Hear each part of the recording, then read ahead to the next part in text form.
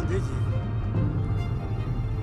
शुरू से संविधान में ये विश्वास नहीं व्यक्त करते, संविधान की किताब लेके जरूर चलते हैं, लेकिन भारत के सांस्कृतिक और भारत के संविधान में विजय कुमार सिन्हा का कांग्रेस नेतृत्व पर हमला। देश को सेवक चाहिए, युवराज नहीं। लखीसराय विधानसभा सीट से जीत दर्ज करने के बाद भाजपा उम्मीदवार विजय कुमार सिन्हा ने कांग्रेस नेता राहुल गांधी को लेकर कड़ा बयान दिया है। उन्होंने कहा है कि राहुल गांधी शुरू से ही संविधान में भरोसा नहीं रखते, जब वे सार्वजनिक मंचों पर संविधान के प्रति लेकर चलते हैं। सिन्हा ने कहा कि देश का मतदाता आज सेवा भाव रखने वाले नेताओं को पसंद करता है, न कि वंशवाद पर आधारित राजनीति को। उन्होंने कहा कि राहुल गांधी की पहचान केवल उनके माता पिता के नाम से जुड़ी है, जबकि जनता ऐसे नेतृत्व को स्वीकार नहीं करती। अपनी जीत पर बात करते हुए सिन्हा ने कहा कि पूरे निर्वाचन क्षेत्र में जो उत्साह देखने को मिला, उससे साफ है कि इस बार रिकॉर्ड वोटों से जीत सुनिश्चित होने वाली है। उन्होंने इसे जनता के भरोसे और पार्टी के काम का परिणाम बताया।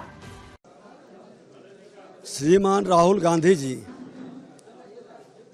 शुरू से संविधान में ये विश्वास नहीं व्यक्त करते, संविधान की किताब लेके जरूर चलते हैं, लेकिन भारत के सांस्कृतिक और भारत के संविधान में इनको विश्वास नहीं है। ये समझ ही नहीं पा रहे हैं कि भारत के लोग सेवक चाहता है, युवराज नहीं चाहता है। ये युवराज हैं, माता पिता के नाम से इनकी पहचान है। यहाँ नरेंद्र मोदी जी जैसे लोगों को पसंद करता है, नीतीश कुमार जी जैसे लोगों को पसंद करता है। आज देश के प्रधानमंत्री नरेंद्र मोदी जी तीसरी बार आए हैं, फिर भी ये समझ नहीं पा रहे हैं। 20 स्टेट में सरकार है, 2/3 से ऊपर 2010 में भी आया था। ये पहली बार बहुमत नहीं आया है।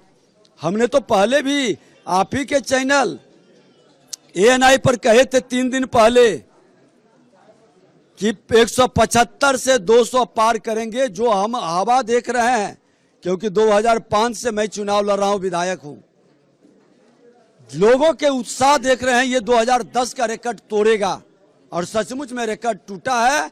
प्रधानमंत्री जी और मुख्यमंत्री जी का विकास के प्रति जो समर्पण, सुशासन से समृद्धि की ओर ले जाने का वादा, लोगों ने उस पर अपना बटन दबाया। राहुल गांधी जी आधी से अधिक उम्र बीत गई, फिर भी अभी परेशान है भारत को समझने में। ये गणतंत्र की धरती है और बिहार तो इस धरती के जननी है, इसलिए यहाँ के लोग बड़ी परिपक्वता से काम करते हैं। जो जनादेश मिला है, कोई दायां बायां भी नहीं कर पाएगा। याद रखिएगा, ये जनादेश बिहार की जनता का लोकतंत्र को मजबूत करने और राष्ट्र प्रथम के भाव से चलने के लिए मिला है, प्रधानमंत्री और मुख्यमंत्री के नेतृत्व में। लेकिन वो कह रहे कि लड़ाई संविधान की रक्षा के लिए है और हमारा प्रयास और प्रभावी होगा आगे आने वाले दिनों में। निश्चित तौर पर लोकतंत्र की रक्षा के लिए, लोकतंत्र तो पहले परिभाषा समझ लें, लोकतंत्र को स्वीकार कर लें, अपने पार्टी के जमींदारी से मुक्त हो जाएं, बंधुआ मजदूर के तरह पार्टी के लोगों को रखने की भाव से जिस दिन हट जाएंगे, उस दिन इनको लोकतंत्र समझ में आ जाएगा। अभी लोकतंत्र ही समझ में नहीं आ रहा है। ठीक है, अलग अलग भाषा होगा। ये तो कांग्रेस के लोगों की परिपाटी थी। माई बहन योजना कर्नाटक में उस समय क्यों चुप थे? अरे हमने तो पैसा डाला है रोजगार के लिए, बिहार से पलायन रोकने के लिए। आज बिहार के हमारी आधी आबादी रोजगार 10,000 से 2 लाख तक करने लगेगा, उसके बच्चे उस रोजगार में भागीदारी करने लगेंगे। प्रधानमंत्री मुख्यमंत्री की ये सोच दूरगामी है और इसका असर आने वाला दिन में बिहार में दिखाई पड़ेगा। अब बिहारी सब पर भारी बनेगा। बंगाल को लेकर भी कहेगा कि बिहार से बंगाल तक बहती गंगा ने भाजपा के लिए विजय का मार्ग प्रशस्त किया, प्रधानमंत्री ने कहा। बंगाल को मुक्त करना हर बिहारी का नहीं, हर भारतवासी की जिम्मेवारी है।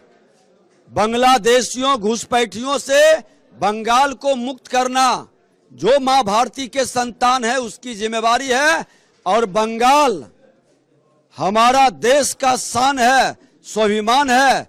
और बंगाल पर अगर जो बांग्लादेशी और घुसपैठियों का कब्जा रहे, ये भारत को स्वीकार नहीं है। लेकिन बिहार में जिस तरह चुनाव हुए हैं, बंगाल में भी जहां तक बीजेपी कार्यकर्ता और समर्थकों ने वहां पे जुलूस और वहां पे सेलिब्रेशन किया, लेकिन उस पे अटैक कर दिया गया, पुलिस अरेस्ट कर रही है। वहां पर भी जंगल राज के मानसिकता के अराजकता फैलाने वाले लोग हैं। बिहार में तो जंगल राज से गुंडा राज की ओर बढ़ रहा था, और वहां तो पोषित गुंडा है, पहले से गुंडा सब बैठा हुआ है जो सत्ता संरक्षित था। चुनाव आयोग ईमानदारी और पवित्रता से जैसे बिहार में चुनाव कराया है, अगर जो इसी तरह से वहां SIR कराएंगे तो बंगाल भी मुक्त हो जाएगा। मां भारती के संतान हर बंगाली भाई गौरवान्वित होगा।